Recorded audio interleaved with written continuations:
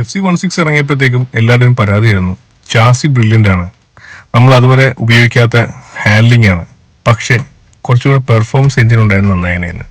ഞങ്ങൾ അന്ന് ആഗ്രഹിച്ചൊരു കാര്യമാണ് FC16 ചാസിക്കകത്ത് ഒരു ബെറ്റർ എഞ്ചിൻ.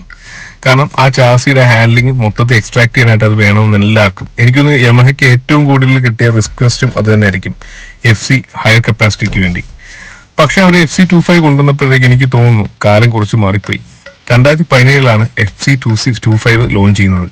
ആ സമയം കൊണ്ട് ഡ്യൂക്ക് 250 വന്നു. കുറച്ച് കഴിയുമ്പോൾ 2017-19 ആയപ്പോൾ ഡ്യൂക്ക് 250 വന്നു, ഡോമിന 250 വന്നു.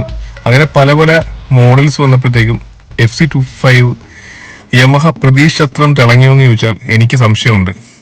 പക്ഷേ ഞാൻ ഒരു കാര്യം പറയാം, നിങ്ങൾ ഡ്യൂക്ക് 250 അല്ലെങ്കിൽ മറ്റേതെങ്കിലും 250cc എടുക്കാൻ നടക്കുന്ന ഒരാളാണെങ്കിൽ, യൂസ്ഡ് എടുക്കാൻ നോക്കുന്ന ഒരാളാണെങ്കിൽ, നിങ്ങളുടെ ഒരു പർപ്പസ് എന്ന് പറഞ്ഞാൽ ഹൈവേ ക്രൂയിസിങ്ങും പിന്നെ അത്യാവശ്യം സിറ്റി റണ്ണബോട്ടൊക്കെ ആണെങ്കിൽ നിങ്ങൾക്ക് കണ്ണും പൂട്ടി എടുക്കാൻ പറ്റിയ ഓപ്ഷനാണ് FC25.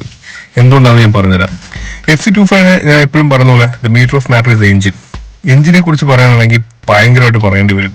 കാരണം 250cc ഏറ്റവും ലൈറ്റ് വെയിറ്റ് ആയിട്ടുള്ള എഞ്ചിനാണ് വിത്ത് ഓയിൽ കൂളർ. ഓയിൽ കൂളർ ഉള്ളതുകൊണ്ട് നിങ്ങൾക്ക് എത്ര ദൂരം ഓടിച്ചാലും ആ എഞ്ചിന്റെ ഓയിലിന്റെ വിസ്കോസിറ്റി കുറഞ്ഞു പോകുന്നതായിട്ടോ ഓയിലിന്റെ ബ്രേക്ക് ഡൗൺ സംഭവിക്കാൻ. എനിക്ക് ഈ എഞ്ചിന്റെ ഏറ്റവും ഇഷ്ടപ്പെട്ട കാര്യം എന്ന് വെച്ചാൽ റിഫൈൻമെന്റ് ആണ്.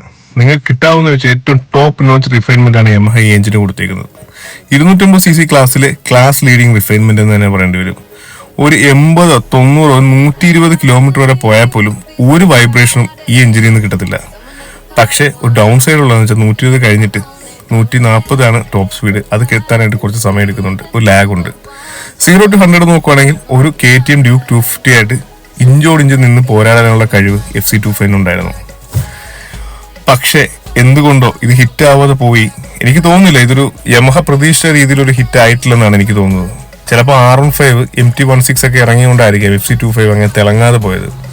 പക്ഷെ നിങ്ങളൊരു ഡെയിലി കമ്മ്യൂട്ട് പ്ലസ് ഇടയ്ക്ക് ഒരു ഹൈവേ ടൂറിംഗ് ഉണ്ട്, ഒരു 120 കിലോമീറ്റേഴ്സ് വരെ സേഫ് ആയിട്ട് ഓടിക്കാൻ പറ്റിയൊരു ബൈക്ക് നോക്കുവാണെങ്കിൽ കണ്ണും പൂട്ടി എടുക്കാൻ പറ്റിയൊരു ഓപ്ഷനാണ് FC25. ചാസിസ് ബ്രില്യൻ്റ് ആണ്, ഹാൻഡ്ലിങ് ക്രിസ്പാണ്, ടേൺ ട്വിസ്റ്റീസ് ഒക്കെ എടുക്കാൻ ഒരു പ്രശ്നമില്ല, കിടിലൻ ഹാൻഡ്ലിംഗ് ആണ്.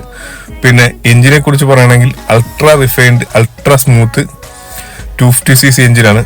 പിന്നെ ഏറ്റവും എടുത്തു പറയേണ്ട കാര്യം ഒരു 40-42 ഒക്കെ മൈലേജും കിട്ടും.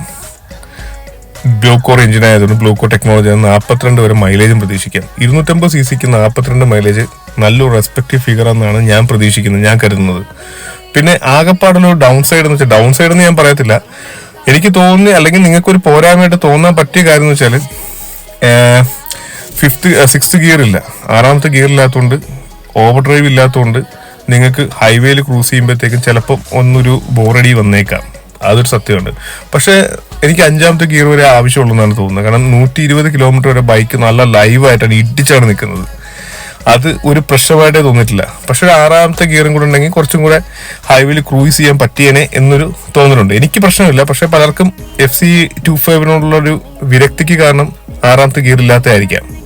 പിന്നെ മറ്റൊരു പ്രശ്നം എന്ന് വെച്ചാൽ, ഈ ബൈക്കിന് ഞാൻ കോമൺ ആയിട്ട് കുറെ റെസ്റ്റ് കണ്ടിട്ടുണ്ട്. എൻ്റെ വീടിൻ്റെ അടുത്തൊരു കുട്ടനെ മേടിച്ചായിരുന്നു. ഞാൻ മേടിച്ചിട്ട് ഒരു 4ാമത്തെ മാസം തൊട്ട് വണ്ടിയുടെ സൈലൻസിന്റെ അവിടെയുള്ള സ്ക്രൂസിലും അങ്ങനെയൊക്കെ തുരുമ്പടിച്ച് നല്ലോണം തുരുമ്പ് കയറുന്ന കണ്ടിട്ടുണ്ട്. അപ്പൊ തുരുമ്പ് കയറുന്നൊരു പ്രശ്നമുണ്ട്, അത് നോക്കിയെടുക്കണം. പിന്നെ ഇതൊരു ഫ്യൂൽ ഇഞ്ചക്ടർ ബൈക്കാണ്. ഫ്യൂൽ ഇഞ്ചക്ടർ ബൈക്ക് ആയതുകൊണ്ട് മുമ്പുള്ള ഓണർ നല്ല രീതിയിൽ ഇതിനെ പരിപാലിച്ചിട്ടെങ്കിൽ മാത്രമേ വണ്ടിക്ക് ഫുൾ എഫിഷ്യൻസി കിട്ടത്തുള്ളൂ. അതുകൊണ്ട് പെട്രോളൊക്കെ നല്ലോണം ടാങ്ക് കീപ്പ് ചെയ്ത് ഓടിച്ച വണ്ടിയാണെങ്കിൽ മാത്രമേ നിങ്ങൾക്ക് ആ ഒരു ഫ്യൂൽ പമ്പിനൊക്കെ നല്ല ലൈഫ് കിട്ടത്തുള്ളൂ. അങ്ങനത്തെ കുറച്ച് കാര്യങ്ങളൊക്കെ നോക്കിയെടുക്കുവാണെങ്കിൽ FC25 മുതലാണ്. നിങ്ങൾക്ക് ചെറിയ വിലയ്ക്ക്, എനിക്ക് തോന്നുന്നു ഒരു 60,000 രൂപ 70,000 രൂപയ്ക്ക് നല്ല കിടിലം മോഡൽ കിട്ടും. ഡ്യൂക്ക് 250 ആയിട്ട് കമ്പയർ ചെയ്യുമ്പോഴത്തേക്കും വളരെ ചീപ്പാണ്.